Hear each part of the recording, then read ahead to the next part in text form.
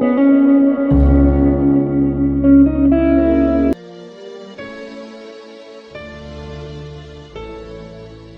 every opinion or belief someone may hold, there will be another party who just as strongly oppose that idea. Both sides usually claim to sit with the best arguments, the real facts, and the correct worldview, and ironically, both sides regard the other as being indoctrinated, blind to the obvious and outright stupid.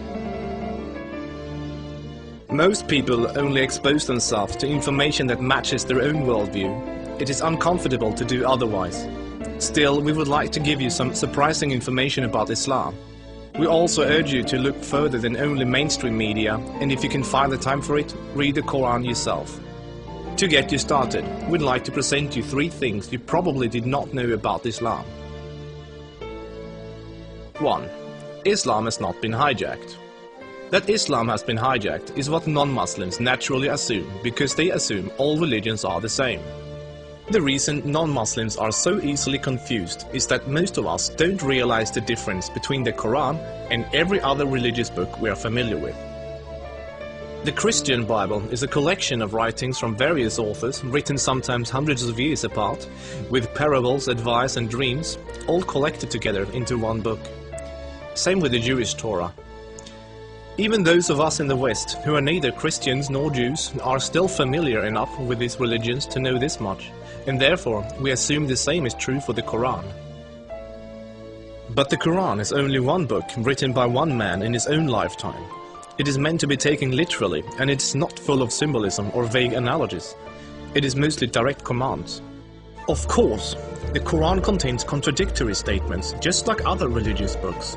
But the Quran itself provides the reader with a way to know what to do with the contradictions. It's explained in the Quran that if you have 2 passages that contradict each other, the one written later supersedes the one written earlier. Most Westerners are unaware that the peaceful, tolerant passages were written early in Muhammad's prophetic career. According to the Quran, those passages have been abrogated by later, more violent and less tolerant passages. So, when most Westerners hear jihadists quoting violent passages from the Quran, and then peaceful Muslims quoting peaceful passages, they interpret that the way they would if someone was quoting the Bible or the Torah. They think to themselves, oh, there must be many different and contradictory passages, like there are in other religious books, so Muslims can pick and choose what they like and justify whatever actions they want to take. But the Quran is nothing like that. There is no picking and choosing. It says very explicitly and in no uncertain terms that a Muslim must not alter or ignore any part of its very clear and direct message, or they will burn in a fiery torment forever.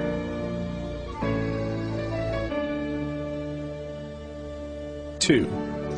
Striving to institute worldwide Sharia law is a religious duty.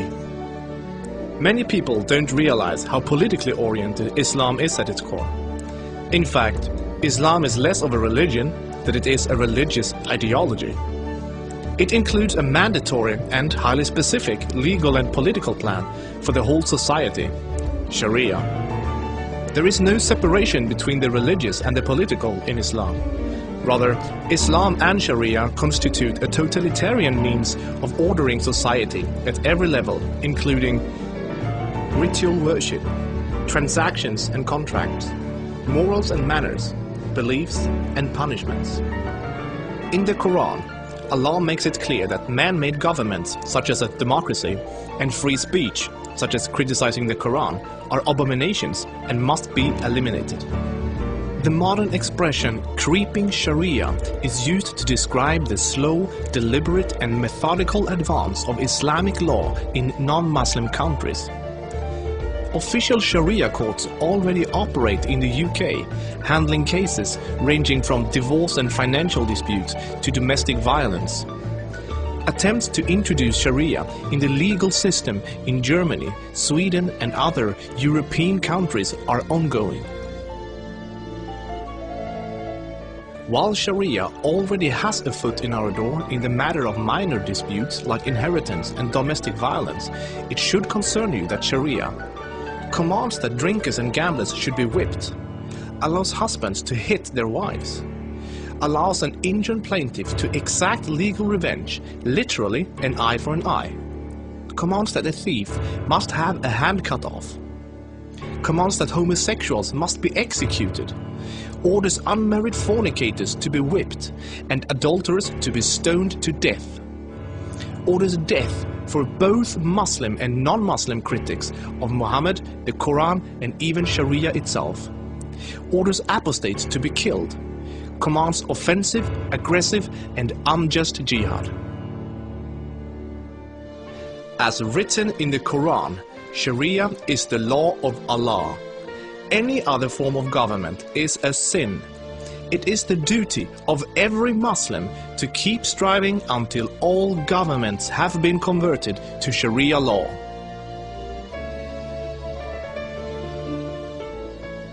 Three, Muslims are allowed to deceive non-Muslims if it helps Islam. For non-Muslims, this principle, called taqiyya, is another surprising concept of Islam. While most other religions speak highly of truthfulness, the Quran instructs Muslims to lie to non-Muslims about their beliefs and their political ambitions to protect and spread Islam. There are many examples of today's Islamic leaders saying one thing in English for the Western press and then saying something entirely different to their own followers in Arabic a few days later. Deceiving the enemy is always useful in war, and Islam is at war with the non-Islamic world until the whole world follows Sharia law. All non-Muslims living in non-Islamic states are therefore enemies. So deceiving Westerners is totally acceptable, even encouraged, if it can forward the goals of the spread of Islam. As a recent example, the Islamic American Relief Agency was seemingly raising money for orphans, but in fact giving the money to terrorists. They deceived good-hearted Western infidels into giving money to organizations that were actively killing Western infidels. Do the research yourself. This is not an isolated case. Islam as a religion of peace. Muslim organizations worldwide often declare that Islam is a religion of peace. But what does that really mean? It seems easy for a Muslim to quote a peaceful verse from the early parts of the Quran, while, by following the principle of taqiyya, neglecting to mention the fact that it has been officially abrogated by later, more violent verses. According to the Quran, the world will be at peace only when Islam and Sharia reign in every country, and never until then. This is why every Muslim can truthfully say that Islam is a religion of peace. If any of these points took you by surprise, then there is surely much more you still don't know. This subject will affect you in the near future, so take the chance to inform yourself now before it does.